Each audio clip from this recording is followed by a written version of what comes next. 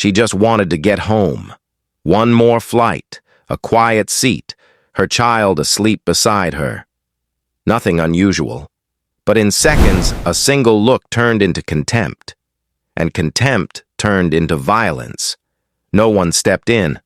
No one asked what happened. Because for some people, her skin was already an explanation. What followed wasn't a mistake or a misunderstanding.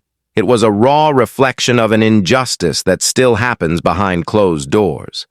And when the truth finally surfaced, the entire plane fell silent.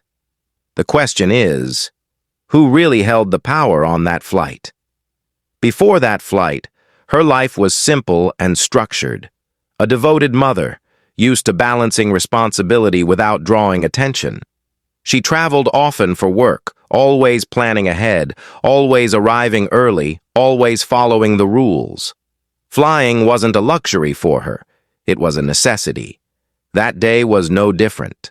An assigned seat, a zipped bag, her tired child resting against her shoulder. Everything felt under control. From a young age, she had learned how to move carefully in spaces where she knew not everyone saw her the same way, not out of fear, but experience. Controlled smiles, measured words, small gestures meant to avoid attention.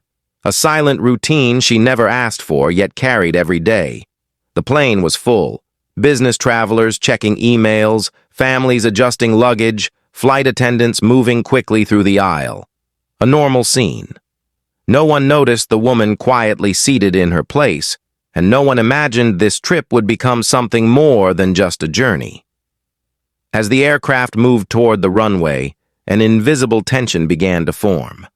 No shouting, no obvious warning signs, just looks that lingered a second too long, cold gestures disguised as professionalism, an unease that was hard to explain but impossible to ignore. She didn't know it yet, but she was about to face something that had nothing to do with flight rules or safety protocols, something not written in any manual, something that would reveal how much power can hide behind an assumption and how much damage it can cause when no one questions it. The discomfort stopped being silent when a flight attendant paused beside her row. At first, it was just an extended stare, an unnecessary check of the seat belt, the bag, the space around her. Nothing explicit, yet heavy with intention. She felt it instantly. That kind of attention was familiar, not as a passenger, but as a problem waiting to happen. The tension grew. Every movement she made seemed monitored. When she adjusted her child, the attendant returned. When she asked for a moment to settle her belongings, the look hardened. Other passengers began to notice, though no one spoke. The plane moved forward, but something inside the cabin froze. Things escalated quickly, a sharp gesture, an unnecessary correction, an implied accusation disguised as procedure. She stayed calm, knowing any reaction could be used against her. Her heart raced, not from fear of breaking rules, but from knowing she wasn't being treated like everyone else. Then it happened. Sudden, humiliating.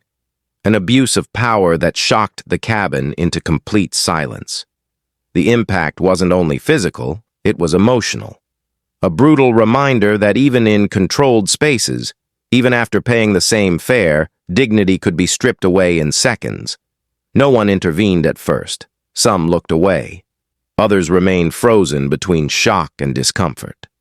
Her child woke up confused, clinging to her without understanding why everything had changed. She took a deep breath, holding herself together as injustice spread through the air. The crew acted as if nothing had happened, as if walking down the aisle could erase the moment. But something was broken. Sitting there, she realized this wasn't just about her. It was about what was allowed, what was normalized when prejudice wore a uniform. As the plane reached cruising altitude, the tension thickened. Whispers moved through the cabin. Some passengers questioned what they had seen. Others discreetly recorded on their phones, sensing consequences ahead. The atmosphere felt heavy, expectant. What no one knew was that this flight carried more than passengers. It carried a truth still hidden, an unexpected connection, a position of power invisible to almost everyone, except one person watching in silence, processing every detail. The injustice wasn't over, it was only beginning. And as the plane continued its route, a chain of events had already been set in motion, one that would soon force everyone to confront a reality many preferred to ignore. Because when prejudice is exposed publicly, there is no hiding what comes next. The breaking point arrived without warning. The cabin hung in a thick silence as a figure stood up several rows back. No shouting, no dramatic gestures. Just a calm that felt unsettling against the emotional chaos that had unfolded.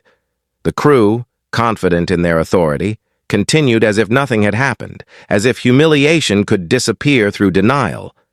The mother remained still, holding her child, her face steady, while something deeper burned behind her eyes. Not fear, indignation, exhaustion. The painful understanding that she had crossed an invisible line others would never face. The entire plane seemed to hold its breath. Then everything shifted. Eyes turned. Passengers who had avoided the situation now focused on it. A murmur spread like electricity. The crew's certainty began to crack. A different presence filled the space, quiet, undeniable, not threatening, certain.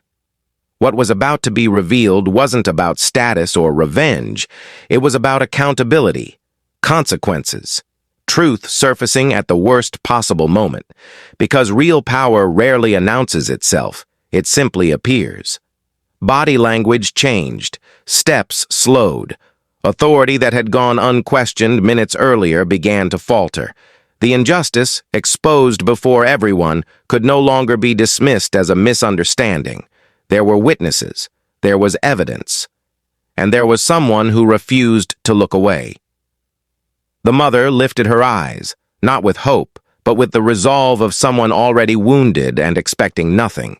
But what followed surpassed every expectation, not an act of rage, but total control. In that moment, it became clear this flight would not end as the crew had planned.